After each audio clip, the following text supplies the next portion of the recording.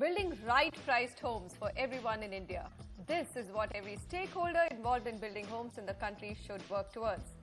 It's not the developer community's job alone. It's a lot to do with policy and the policy framework at the centre and the state government level. There is also a big role that financial institutions play in making right-priced homes possible for everyone in the country.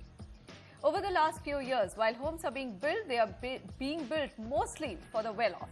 Those who are at the lower end of India's middle class and below that are finding it tougher and tougher to buy a decent home.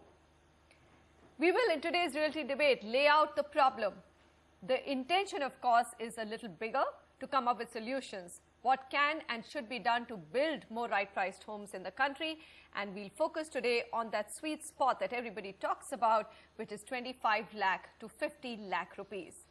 I'm joined today by Ashish Purvankara, Joint Managing Director, Purvankara Projects Limited. Ashish, thank you very much for making the time here. We're going to get down to how you can do it because Purvankara has done it. Ashutosh Limai, Head Research and Real Estate Intelligence Services, Jones Lang LaSalle, India. Ashutosh, your report was, of course, very, very in-depth, and I'm going to use some of that on the show as well. Sanjay Gupta, Managing Director, PNB Housing and Finance. Sanjay, thanks very much. And of course, you've got a lot of experience from the microfinance point of view and also from just the entire retail mortgage business. Rohit Modi, Managing Director, Ashiana Homes, again, developer involved in bringing some of these right-priced homes to the market. And Sameer Jasuja, Founder and CEO of Prop Equity. All right, before we actually start the discussion, just very simple layout of what pushes up the prices of homes in India. First, of course, is the cost of land. You speak to any developer and he says land is just so expensive. There's so much control on land and its development, and of course, the government creates the maximum artificial shortage. Construction costs. Now, these form nearly 50 to 60% of the total selling price, and as we all know, the prices of cement, sand, steel all have gone up. If you look at the last decade, you actually have a significant rise of almost 80 to 100%. Then, of course, lack of access to home finance. I'm not so sure whether it works for everybody, but yes, if you're a salaried income person, then it's not an issue. But if you do go down below that, or if you're a self-employed professional without regular paperwork, it could become a big challenge. So we look at that as well on how to make that challenge go away. Then, of course, there are regulatory constraints. We've all spoken several times about just the regulatory process, approvals, and how those take so much time that it pushes up the cost of building homes in this country. Okay, Ashish, coming to you. Challenges all laid out, yet you've got into the segment. So what motivated you to get into this 25 to 50, 60 lakh segment? Manisha, as you mentioned earlier, most of the developers are actually involved in building luxury homes, whereas there was absolutely no branded player in this space addressing this demand. Our chairman, in fact, noticed this about 10 years ago. We went to work on affordable houses around 2006, approached it in a very scientific manner, understood the demand. The statistics out there will tell you that the housing shortfall in the country today is at about over 19 million homes, and 90% of that falls in the low income and the affordable segment. So this is a very big number. So basically we went back to the drawing board, did a lot of value engineering, understood the demand there, did mock interviews with prospective buyers, understood things that are important to them in these homes. And finally, we launched our first project in 2008. It was a huge success.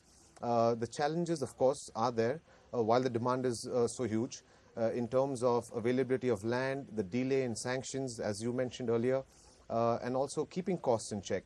But we believe that now being in this business for the last 4 years, we've been able to keep our costs in control. We've come up with a design which has been successful, and we've been growing rapidly in this space. Currently, we are developing over 12 million square feet in the premium affordable space. But if you look at the universe, Ashish, it's very small, and I'm going to go to, have a panel comment here as well. Rohit, you're in that space, Ashish is in that space, Purvankara through Provident Housing is in that space, but there are just not too many developers who are taking the plunge. It looks like the sweet spot. It looks like, oh my God, look at the demand in this segment. then why not break through the challenges and do more housing in that 25 to 50 lakh bracket? Usha, the biggest challenge is the land, because the land prices keep on moving exponentially, and we have also been plagued by high construction cost or volatility in construction costs in the last 4 or 5 years significantly. As you were talking in your introduction, in this bracket, if you marry the aspiration of a lower middle income with the budget, you're looking at about 800 to 900 square foot of minimum space, 2 BHK. Right. And if you look at 3,000 rupees, you're looking at 25 lakh rupees. Okay. Now, anywhere in the metro India today to deliver something for below 3,000 is a huge challenge. And in this particular bracket, construction cost itself is becoming 60% of your total, top line. And then the land takes a further 30%.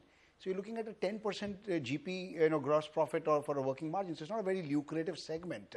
That's why you don't find too many players being part of this, because the time taken to acquire a land, get all the approvals, including the environmental clearances and all, is same whether I'm doing a luxury project or I'm doing a middle income or a low middle income project. And then the returns are not commensurate, because all taxations are same, all levies are same.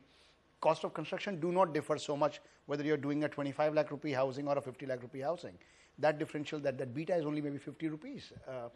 In fact, Ashutosh, this is something that your report also pointed out. There was a lovely graph in that as well. And that of course focused more on affordable housing. But even if we take lower income group and middle income group, just the way the cost of construction and all the taxes which come around it really don't differ so much, whether you're at the bottom of the pyramid or at the top of the pyramid. Is that a discrepancy which needs to be taken care of at a policy level?